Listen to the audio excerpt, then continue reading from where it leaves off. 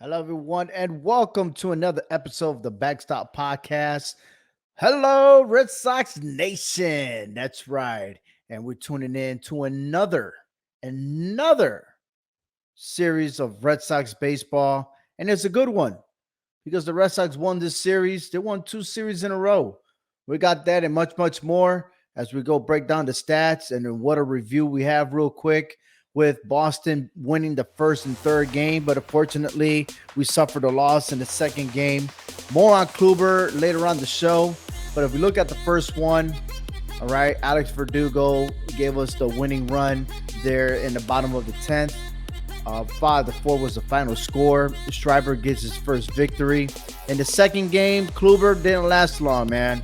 I mean, he was done and out from the beginning of the game, but he lasted 5 innings, giving up 7 earned runs, struck out 4, and walking 2. The Twins went ahead and won 10-4. As you can see how lopsided the score was when they only hit 9 times and yet scored 10 runs. But Jay Ryan, man, he's one hell of a pitcher, man. He went on 6 innings, giving up 3 earned runs, striking out 3. But he is a strikeout machine. And Red Sox, well, you know, they stayed disciplined and avoided getting striking out a lot as the numbers went down there.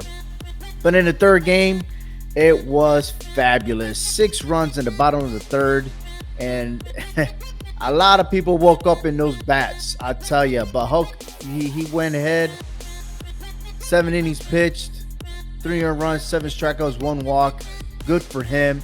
Overall, the team's average went up for this series, batting a .295, 3 home runs, 19 RBIs, and struck out 24 times in this series.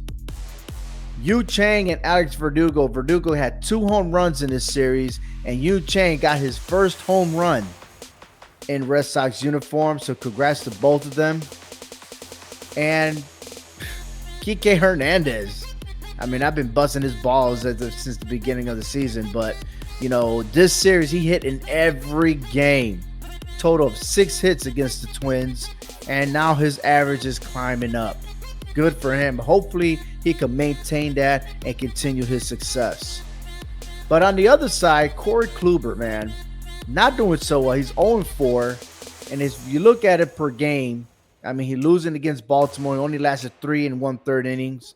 5 innings against Pittsburgh. 4 2/3 against the Rays. And again, I mean, he was done already within the first 3 innings, but he lasted 5 innings. And more, I'm going to believe that Alex Cora had him pitching all the way 5 innings just to give some room for that bullpen. But if you look at the numbers, man, not looking pretty. I mean, in the total month of April itself, he has an ERA of 7.36. He's just not cutting it. He's not. 103 pitches against the Twins within 5 innings previously. I mean, he couldn't even throw a lot of pitches. But, hey, you know, at least he faced 26 batters against the Twins. That's more than we could ask for from his previous games. But look at his career. I mean, since 2011, listen, I know he's a former Cy Young Award winner, but he's just not that caliber as of right now. I mean, he's averaging 3.37 for his whole entire career. 3.37, yeah, he is now with an ERA of 8.50 in 4 games. That is a huge problem. And if it's the next rotation, I'll just hope that he gets his first win.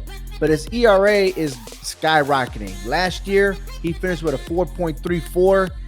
He had a full season. He started 31 games, went 10-10 for the record for the Rays.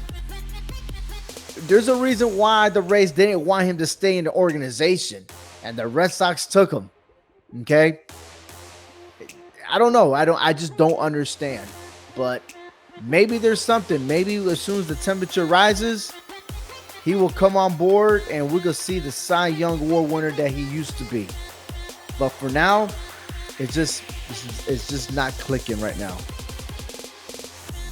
But let's look at the overall stats for the Boston Red Sox. Alex Verdugo, number 1, batting up .338. Rafael Devers is in first place with 7 home runs for the team, 18 RBIs. And again, Verdugo with a .407 on-base percentage and leads the team with 26 hits. Tanner Houck with 3 wins. He also has one of the best ERA right now, 4.29, which is not considered really that well, to be honest with you. But it has to be something. Hopefully that number will go down. But Chris Sale still leads in strikeouts with 30, and Kenley Jansen with 4, and Schreiber holding it down 4 times. So 4 saves, 4 holds, looking good so far. This week's schedule, they're going to take on the Milwaukee Brewers, a 3-game series. But if you look for the rest of the week right here, I mean, they beat the Angels on Sunday, but they lost on the Boston Marathon, that Boston Strong t-shirt day. They lost 5-4, but they came back. And it's looked like they're winning and losing, you know. So as of right now, this week, the Red Sox are 3-2. So let's see if they could go in Milwaukee and sweep the series. In the standings right now, Tampa Bay is in first place, 16-3. And everybody else is just following suit. Yankees, Orioles, and Jays are real tight. And Boston is even at 10 wins and 10 losses. And there you have it, man. Maybe there's some progress going on for the Boston Red Sox. We'll have to see. What other tricks and sleeve does Alex Cora have as a manager of the Boston Red Sox? It's going to be pretty amazing.